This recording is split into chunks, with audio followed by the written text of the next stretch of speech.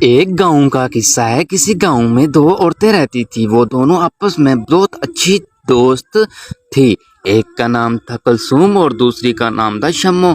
کلثوم کا گھر والا کریانے کی دکان چلاتا تھا اور شمو کا گھر والا مزدوری کرتا تھا اور مزدوری کر کے اپنی بیوی کا پیٹ پالتا۔ ایک دن کلثوم سو رہی تھی، اس کے پیٹ میں گڑبڑ ہو رہی تھی اور سوچ رہی تھی کہ یہ کیوں ہو رہی ہے۔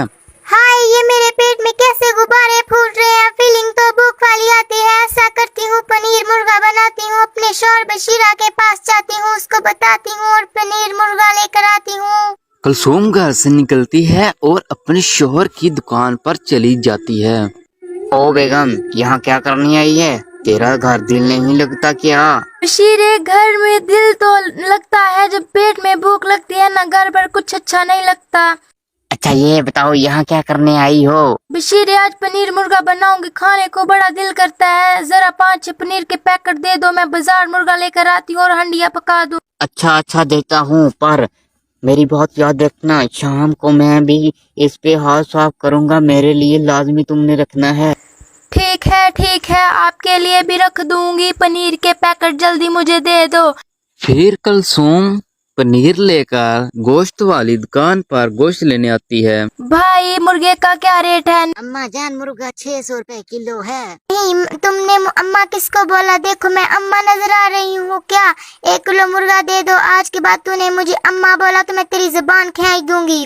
اچھا غصہ نہ کرو چھوٹی کاکی، میں ابھی آپ کو گوشت بنا کر دیتا ہوں۔ دکاندار پھر اسے گوشت دے دیتا ہے اور پھر وہ وہاں سے چلی جاتی ہے اور گھر آ کر پنیر گوشت بنانے لگتی ہے۔ ہائے، کتنی خوشبو آ رہی ہے اس ہانڈی میں، دل کرتا ہے کچی اتار کے میں کھا جاؤں۔ کلثوم کے پنیر کی خوشبو پورے گاؤں میں پھیل چکی ہوتی ہے اور اچانک دروازہ کھڑکتا ہے۔ اس ٹائم کون آ گیا؟ مجھے لگتا ہے بشیر آ گیا ہے، اس سے بھی صبر نہیں ہوتا، ابھی بنا نہیں یہ کھانے بھی آ گیا، یہ بہت بے صبرا ہو گیا۔ پھر کلثوم جب باہر آتی ہے تو اس کا بھائی اور باپ باہر کھڑے ہوتے ہیں۔ ابا جان، آپ یہاں خیر سے آئے ہو؟ ہاں بیٹا، شہر جا رہے تھے، سوچا آپ کو ملتے چلیں، اسی بہانے آپ نے کیا بنایا ہے ہم کھا بھی لیں گے۔ ہاں ابا جان، میں نے پنیر مرغا بنایا ہے، آؤ آپ دونوں کو کھلاتی ہوں۔ پھر اس کا بھائی اور اس کا ابا دونوں آ کر بیٹھ جاتے ہیں اور کلثوم پنیر تیار کرنے لگ جاتی ہے۔ کتنی دیر ہے کھانا تیار ہونے میں؟ بس ابو جان، کچھ دیر ویٹ کرو، بس کھانا بن ہی گیا ہے سمجھو۔ جلدی لے آ بیٹا، میرے پیٹ میں بھوک سے چوہے بھاگ رہے ہیں۔ ابو جان، جو آپ کے پیٹ میں چوہے بھاگ رہے ہیں، کیا وہ تھکتے نہیں ہیں کیا؟ بیٹا تم وہ بات چھوڑو، میرے لیے کھانا لے کر آؤ تم۔ دیکھو جی، کتنی پیاری خوشبو آ رہی ہے، مجھے تو لگتا ہے کلثوم نے گوشت بنایا ہے۔ بیگم، خوشبو تو قسم سے بہت زیادہ خوشبودار اور مزیدار لگ رہی ہے، تم جو تھوڑا سا سالن لے کر آؤ، دونوں مل کر کھائیں گے۔ ہاں، تھوڑی دیر ویٹ کرو، پنیر مرغا تیار ہوتا ہے، پھر میں اس کے گھر دوسری سائڈ پہ کلثوم نے پنیر والا گوشت تیار کر لیا ہوتا ہے اور اپنے بھائی اور باپ کو دیتے ہیں اور وہ سارا کھا جاتے ہیں۔ واہ بیٹا، بہت مزے کا تھا، جاؤ اور لے کر آؤ، دل ہی نہیں بھر رہا۔ ابا جان، تھوڑا سا بچا ہوا ہے، وہ میں نے اپنے لیے اور بشیرے کے لیے رکھا ہوا ہے۔ میرے بیٹے جاؤ لے کر آؤ، ہم دونوں نے شہر جانا ہے، کیا ہم اب خالی پیٹ جائیں؟ جا میرے بیٹے لے کر آ پنیر گوشت۔ اچھا ابو جان، میں لے کر آتی ہوں۔ پھر کلثوم کچن میں آتی ہے تو دوبارہ دروازہ کھڑکتا ہے۔ بشیرہ آ گیا، اب اس کو بھی میں پنیر مرغا کھلا دوں گی اپنے ساتھ ہی۔ کلثوم باہر آتی ہے تو اس کی دوست باہر کھڑی ہوتی ہے۔ شمو، تو کیا لینے آئی ہے ادھر؟ ایک پنیر کی پلیٹ دے دو، بہت خوشبو آ رہی ہے، میرا پتی تندور پر گرم گرم روٹیاں لگوانے گیا ہوا ہے، تم ایک پلیٹ گوشت کی دے دو ہمیں۔ گرم گرم روٹیاں لے کر پانی ڈبو کر کھاؤ، میرے ابا اور بھائی آئے ہوئے ہیں، بہن میں ان کو کھلا رہی ہوں۔ آئے ہائے کلثوم، تم ایک پلیٹ دے دو گی تو تمہارا کون سا پنیر مرغا ختم ہونے والا ہے؟ ارے او کلثوم بیٹا، کدھر رہ گی؟ جلدی اب بھوک مر جائے گی۔ مرنے دے ابا، بھوک کو مرنے دے، اگر زندہ رہے گی تو میرا پنیر ختم ہو جائے گا، بھوک کو مرنے دو۔ آئے تیرا ابا کتنا بھوکا ہے۔ हाँ मेरा बाबू का है, चल तू अब यहाँ से जा, अपने उससे को पनीर खिलाती हूँ। अब पनीर खत्म हो गया है, अब तुम लोग शहर जाओ, जाके अपना काम करो, बशीरा मुझे नहीं छोड़ेगा। फिर उसका बाप और भाई शहर की तरफ चले जाते हैं और दूसरी तरफ बिट्टू रोटियां लगाकर बैठा होता है।